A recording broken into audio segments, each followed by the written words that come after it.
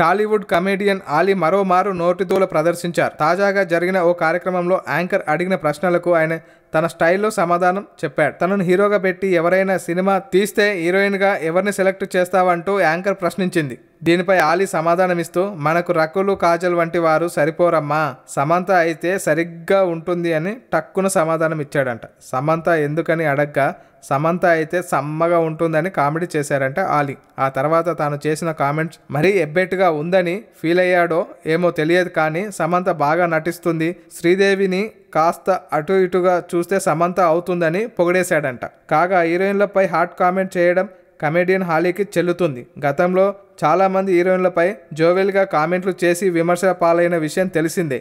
అప్పటి నుంచి ఒళ్ళు దగ్గర పెట్టుకొని మాట్లాడుతున్నాడు. మీకు నచ్చినట్లయితే సబ్స్క్రైబ్ చేయండి. ఫిలిమి స్టార్స్ బోలెడంత న్యూస్ బోల్డ్గా.